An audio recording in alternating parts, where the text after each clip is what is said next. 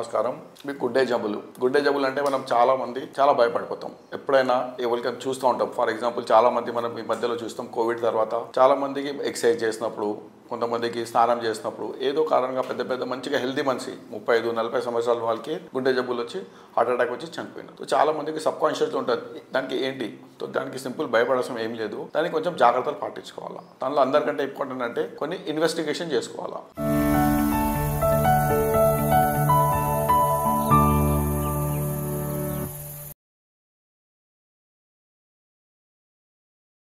ఇప్పుడు సైన్స్ చాలా పెరిగింది. మనకు పూర్వ రూపంలోనే చాలా లక్షణాలు తెలిసిపోతుంది. ముఖ్యంగా ఇన్వెస్టిగేషన్ చేయాలి. దానిలో ఏమంటే లిపిడ్ ప్రొఫైల్ చేసుకోండి, మళ్ళీ 2D ఎకోగ్రామ్ ఉంటుంది, మళ్ళీ స్ట్రెస్, ఈ 3 సింపుల్గా టెస్ట్ చేయించుకోండి. దీంతో ఏమైనా దీనిలో చిన్న ప్రాబ్లం ఉన్నదనుకోండి, అప్పుడు సిటీ యాంజియోగ్రామ్ అని ఉంటుంది. అది మీకు నాన్ ఇన్వెన్సివ్. దానికి ఏం మీకు రక్తంలో నరాల్లో రక్తంలో ఛిద్రం పెట్టి ఏమో సర్జికల్ ట్రీట్మెంట్ ఏమి ఉండదు. ఇవి మాత్రం నార్మల్ వచ్చింది అనుకోండి, మీరు నిశ్చింతంగా ఉండండి. నెక్స్ట్ ఈ ఇన్వెస్టిగేషన్ అయిన తర్వాత రెండోది ఏమంటే ఆహారం.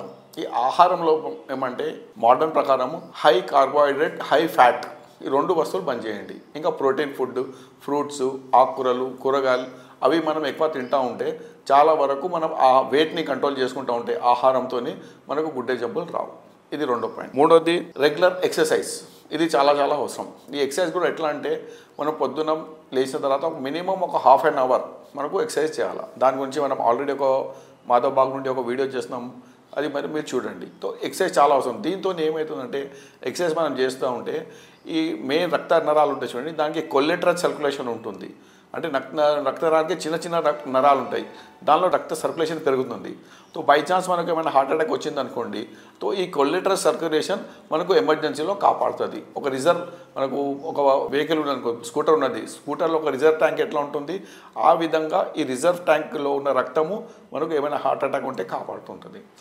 దీనికి అందుకోసం మనం కంపల్సరీ ఏదైనా ఎక్సర్సైజ్ చేయండి, ఏరోబిక్ చేయండి, ఎక్సర్సైజ్ చేయండి, వాకింగ్ చేయండి. దానికి మనం ఒక వీడియో చూడండి, మనం ఆల్రెడీ ఒక వీడియో రిలీజ్ చేస్తాము, అది చూస్తే మీకు ఐడియా అయిపోతుంది. మళ్ళీ మనం నిదానం, హృదయ రోగాలకి మనం నిదానం అనుకున్నాం. మానసిక ఒత్తిడి ఇది చాలా అవసరం. ఇప్పుడు మనం ఉన్న యుగంలో మానసిక జబ్బులు చాలా వస్తున్నాయి. దాంతో కూడా చిన్న విషయానికి మనం ఒక చిన్న విషయానికి చాలా దాని గురించి ఆలోచించి ఒత్తిడి తెచ్చుకుంటాం. దాంతోనే మన శరీరంలో ఉన్న అడ్రినాలిన్ అన్ని హార్మోన్స్ ఉంటాయి. దాంతో మనకు ఒత్తిడి వచ్చి గుండె మీద చాలా బరువు పడుతుంది. దానికోసం మనం కంపల్సరీ పొద్దున మన ఆయుర్వేద ప్రకారం పొద్దున బ్రహ్మ ముహూర్తంలో లేవాలా, మనం మనసు ప్రశాంతంగా చేయాలా, ధ్యానం చేయాలా, యోగా చేయాలా. ఈ విధంగా సాత్విక ఆహారము, సాత్విక ప్రవర్తనము, ఈ కామం, క్రోధం ఇవి మనం కంట్రోల్ చేసుకుంటూ ఉంటే ఈ మానసిక ఒత్తిడిని మనం తక్కువ చేసుకోవచ్చు. ఈ విధంగా మనం గుండె జబ్బులు రాకుండా ప్రివెన్షన్ చేసుకోవచ్చు. మళ్ళీ అందరికంటే ఇంపార్టెంట్ ఏమంటే టైమ్లీ ట్రీట్మెంట్. ఇవి మనం అనుకున్నాం లక్షణాలు ఉన్నాయి, కానీ ట్రీట్మెంట్ కూడా అవసరం. అది కూడా మనం ముందు జాగ్రత్తలో మన శరీరంలో కొన్ని లక్షణాలు వస్తాయి, అవి మనం జాగ్రత్తగా చూస్తూ ఉంటే ఆ లక్షణాలు కొంచెం మన బాడీలో వచ్చిందనుకోండి, అప్పుడు మనం ట్రీట్మెంట్ స్టార్ట్ చేసుకోవాలి. ఎట్లా ఉంటుందంటే కొంచెం 4 అడుగులు మనం నడిచినాం అనుకోండి, ఎందుకంటే మెట్లు ఎక్కినాం అనుకోండి, గుండెలో దడదడ వచ్చేస్తుంది, గుండెలో నొప్పి వచ్చేస్తుంది, ఆయాసం వచ్చింది, సడన్గా మనకు ఒకసారి చెమటలు వచ్చేస్తుంది, కాళ్ళు వాపులు వచ్చేస్తుంది, విపరీతంగా ఏ కారణం లేకుండా మనకు దగ్గు ఎక్కువ వస్తున్నది, ఇంకా సడన్గా వెయిట్ పెరిగిపోయింది. ఇవన్నీ లక్షణాలు మనకు కనబడుతూ ఉంటే మనం ఇమీడియట్లీ మనము గుండె జబ్బులకి కొన్ని మన పరీక్షలు అవి చేసుకొని మన డాక్టర్ పర్యవేక్షణలో వెళ్ళిపోతే మనకు గుండె జబ్బులు రాకుండా మనం ప్రివెన్షన్ చేసుకోవచ్చు. ఇక్కడ మన మాధవ్ బాగ్లో స్పెషల్ కొన్ని డైట్స్ ఉన్నాయి, ఎక్సర్సైజ్ ఉన్నాయి, మనకు కౌన్సిలింగ్ చేస్తారు. ఏ విధంగా మనం లైఫ్ స్టైల్ ఉండాలా, ఏ విధంగా ఎక్సర్సైజ్ చేయాలా. దాంతోపాటు మీకు స్పెషల్ కొంచెం హృదయ సురక్ష అని ఒక స్పెషల్ ట్రీట్మెంట్ ఉంటుంది మన దగ్గర.